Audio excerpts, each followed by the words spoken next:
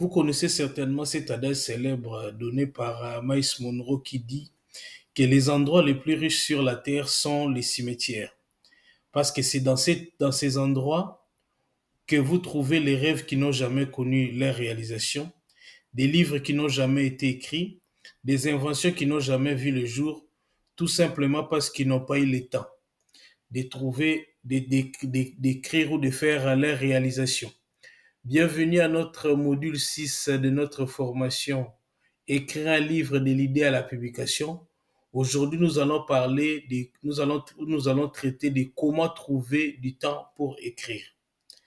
Dale Carnegie, dans un de ses livres, a parlé d'une étude des études ont démontré qu'en moyenne, une personne consacre 9% de son temps conscient à écrire et 16% à lire et 30% à parler et 45% à écouter.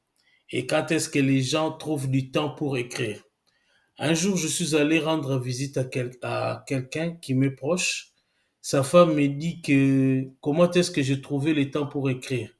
Parce que j'avais une vie de famille, femme et enfant, et j'avais un boulot qui n'a rien à voir avec l'écriture. Et avec toutes les occupations que j'avais, comment est-ce que je trouve du temps? Moi, je lui ai dit tout simplement que j'ai trouvé du temps pour écrire. Dans notre génération, nous sommes en train de vivre ce que Brian Tracy, dans un de ses livres, avait dit, que nous vivons l'époque de la malédiction du numérique. Nous pouvons commencer quelque chose, à un moindre bip, à une sonnerie, les choses s'arrêtent. Vous pouvez aujourd'hui prendre votre téléphone pour vouloir faire quelque chose, vous vous retrouvez subitement en train de faire autre chose. Donc, c'est ce que Brian Tracy appelle la malédiction du numérique, c'est-à-dire au moindre bip, au moindre vibration du téléphone, parce qu'il y a des téléphones moi je connais quelqu'un qui, son téléphone ne vibre plus, mais il y a une lumière que le téléphone émet. Donc, à cette petite lumière que son téléphone émet, tout est déjà, tout ce qu'il était en train de faire prend fin. Donc, c'est-à-dire, aujourd'hui, nous sommes exposés à cette malédiction du numérique où à une moindre situation, à un moindre appel, tout ce qu'on était en train de faire, donc on est plus dans la distraction, on manque plus de concentration depuis l'arrivée du téléphone et des autres outils. Donc, Brian Tracy, dans son livre, avait dit que la semaine se compose de 168 heures. Or, la personne moyenne a 8 heures par jour à 8 heures, travaille 8 heures par jour. Donc, ce qui fait, si on fait par 5 heures pour 5 jours, il a 40 heures par semaine. Elle dort 8 heures par jour, ce qui fait 56 heures par semaine. Elle met 4 heures par jour euh, pour s'habiller, pour manger, pour se rendre au travail. Donc, ce qui fait 28 heures et à revenir. Et toutes ces tâches occupent 124 heures. Donc, ce qui fait que nous avons un temps libre de 44 heures. Donc, tout le monde dans la vie, en dehors de ceux qui ont des horaires particuliers, mais d'une manière générale, dans la généralité, nous avons 44 heures de libre. Maintenant, c'est dans ces temps libres-là que vous allez trouver du temps pour écrire votre livre. Parce qu'aujourd'hui, beaucoup de gens, quand ils commencent à écrire, ils veulent tout abandonner. Ils veulent plus rien faire d'autre. Mais sachez-le que, comme le disait un écrivain, Victor Klosowski, il avait dit, avant de devenir écrivain professionnel, il est nécessaire d'acquérir d'autres habitudes et d'autres connaissances et ensuite être capable de l'incorporer dans le travail littéraire. Donc, c'est-à-dire que il y a certains éléments que nous n'apprenons pas seulement en écrivant, mais dans d'autres métiers, qui nous permettent aussi d'améliorer notre manière d'écrire ou d'améliorer certains de nos comportements, certaines de nos habitudes. Parce qu'il faut noter que tout le monde a 24 heures, mais nous ne l'utilisons pas aussi de la même manière. Donc aujourd'hui, vous devez noter que dans votre vie, vous trouverez toujours des temps libres où vous pouvez écrire. Souvent aujourd'hui, par exemple, ceux qui ont une vie de famille, ils prennent le temps lorsque les enfants sont en train de dormir, lorsque les enfants sont allés chez la mamie, lorsqu'ils trouvent un peu de temps, les enfants sont à l'école parce qu'il y a des moments où vous êtes à la maison, les enfants ne sont pas là. Donc, d'une manière générale, chacun doit chercher ou trouver son temps libre. Parce qu'il y a des gens qui sont tellement occupés qu'ils ont plus de temps dans les transports que, qu'attendre à rentrer chez eux. Chez eux, c'est devenu comme un dortoir ou un fictoire. Il vient, il mange et il dort. Donc, d'une manière générale, chacun de nous a 44 heures pour écrire. Donc, comme le disait que l'État est un capital précieux, il faut le gérer en fonction de ses objectifs, de ses capacités, de ses faiblesses. Donc, d'une manière générale, il faut trouver, chacun doit trouver son temps. Parce que dans les temps, il y a plusieurs types de temps. Il y a le temps chronos, le temps qui s'écoule. Il y a le temps kairos, qui est le temps d'opportunité. Donc, le temps d'opportunité, c'est le moment qui vous aide à avancer dans la vie. Donc, il y a aussi ce qu'on appelle aussi l'état psychologique. Donc, il y a certains temps qui durent plus que d'autres. Donc, ça, c'est l'état psychologique. Être écrivain aussi, cela ne veut pas dire écrire à tout moment.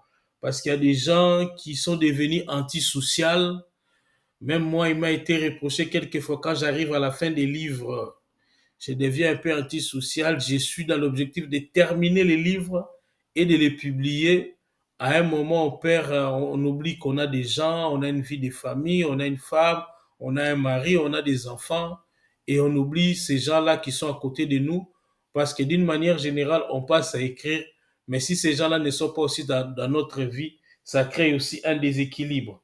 Donc, être écrivain, ce n'est pas veut dire écrire toujours à tout moment. Il y a des temps où vous avez des idées, ensuite vous développez ces idées. Il y a aussi des temps pour vous reposer, vous occuper de votre famille, manger, s'amuser comme on décide souvent. Il y a un temps pour tout. Donc vous pouvez aussi lire, relire et corriger vos textes.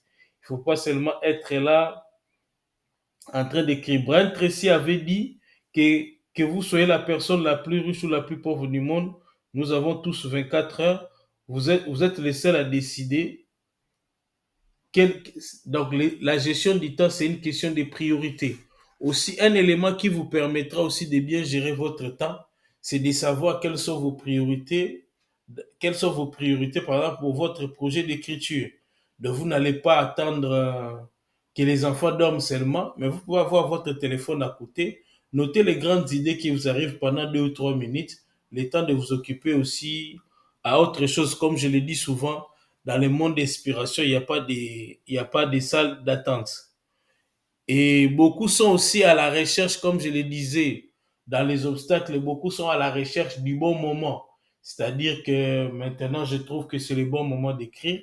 Moi, je l'avais dit déjà dans un module précédent, j'avais dit que le bon moment n'existe. Il n'y aura pas un moment où toutes les conditions seront réunies pour que vous puissiez écrire votre livre. Mais d'une manière générale, c'est à vous de trouver, comme je le disais aussi, que il y a des jours où nous nous réveillons le matin, nous n'avons pas envie d'aller au travail, mais nous allons parce qu'il y a un salaire, parce qu'on a d'autres objectifs derrière ce travail.